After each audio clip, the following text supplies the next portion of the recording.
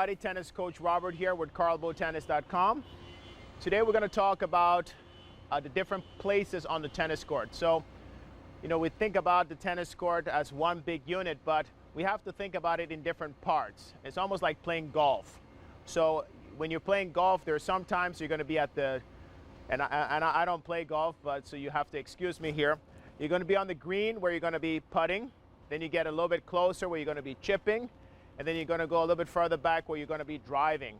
So we have almost the same kind of thing on a tennis court.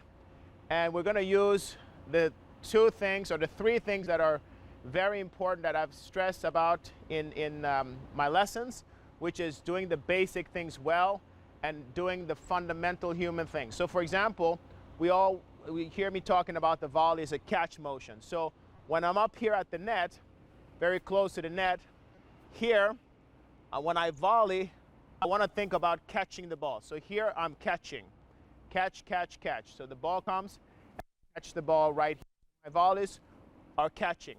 When I get to this position over here, we get into tossing. So we get into another type of situation. So we get into tossing here. So toss the ball here.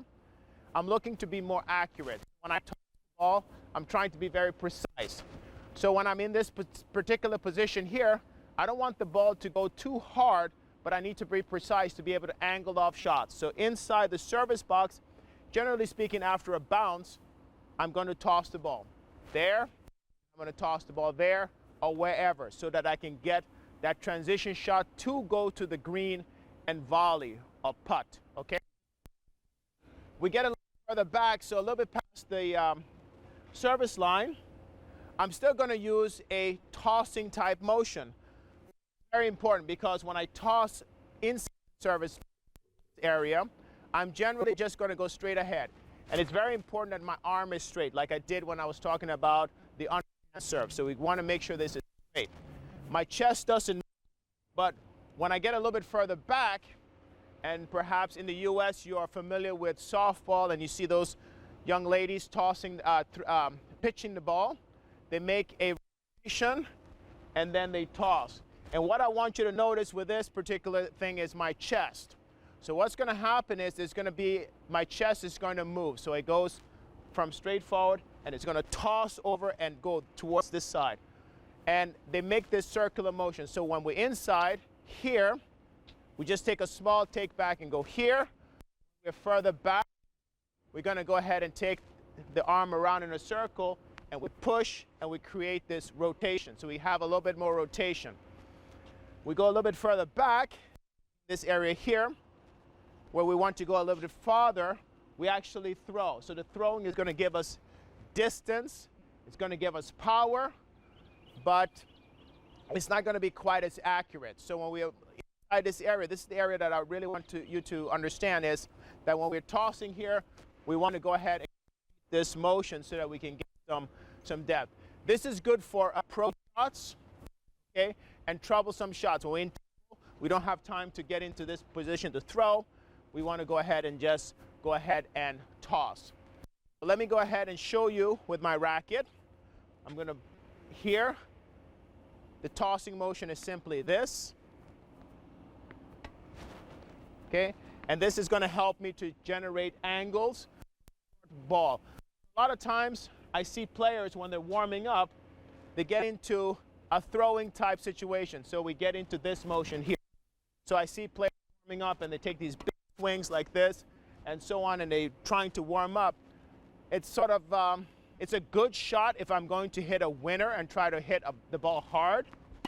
If I'm hitting the ball softly, I'm stopping my natural momentum and I'm not as precise.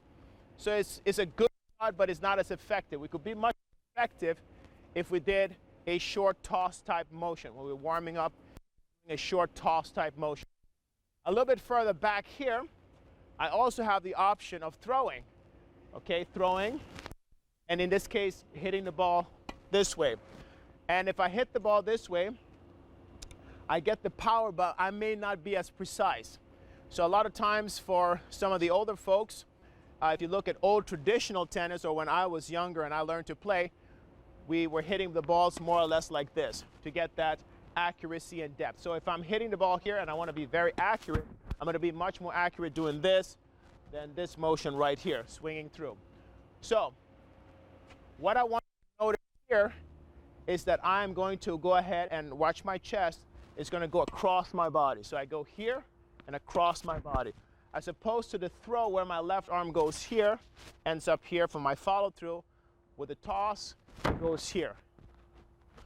So you're going to notice that I'm going to hit the ball, and it's going to look like this.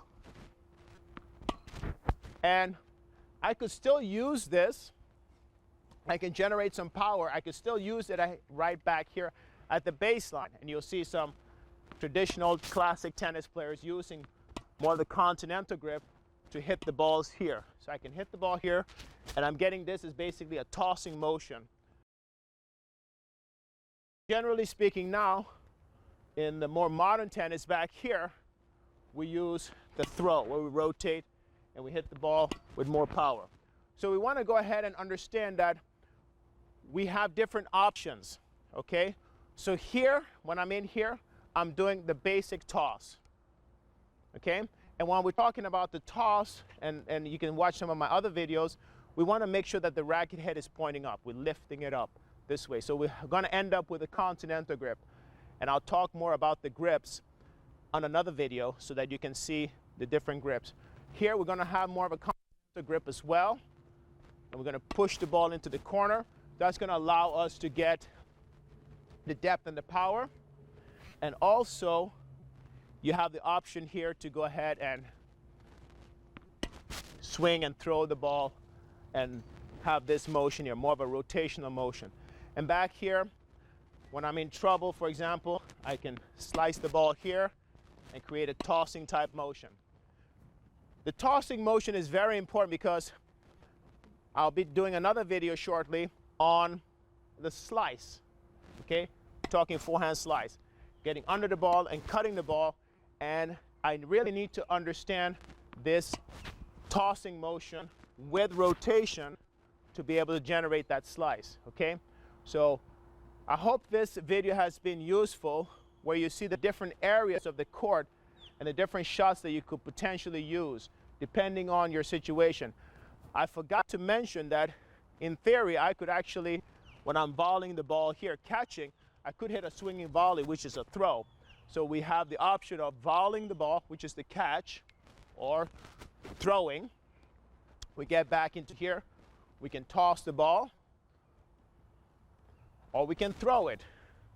Throwing from this spot is not as effective, but it can be useful. You can hit a short angle ball if you have good control. This here is your transition. We have more rotation. Okay, of course I can throw the ball. So I have the option. Back here, I can go ahead and I can toss the ball, some big force, and I can throw the ball.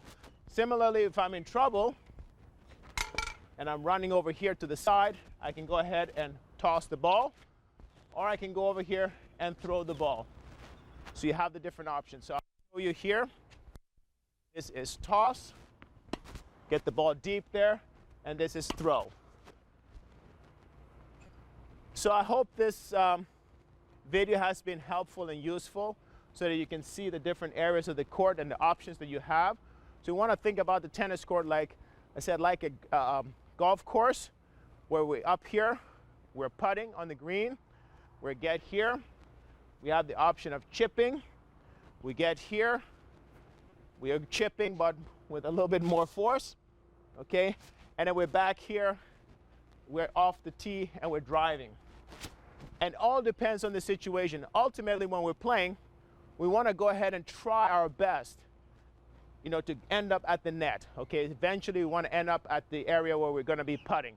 We may get there, we may not get there, but at some point in time, you hear many of the professional tennis players saying they're trying to shorten the points, they're trying to get to the net and so on, you know, and many players will stand at the baseline and just rally back and forth, but we want to try to build and get to the net, because when we get to the net, we have more options of hitting winners and finishing off the point.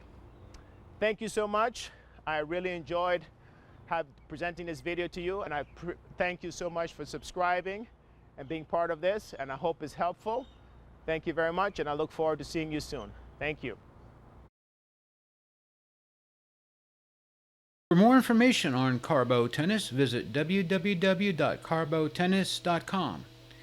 If you wish to email Coach Robert, please do so at robert@carlbotennis.com or visit his Facebook page at www.facebook.com/Carlbo Tennis. Tennis for the people.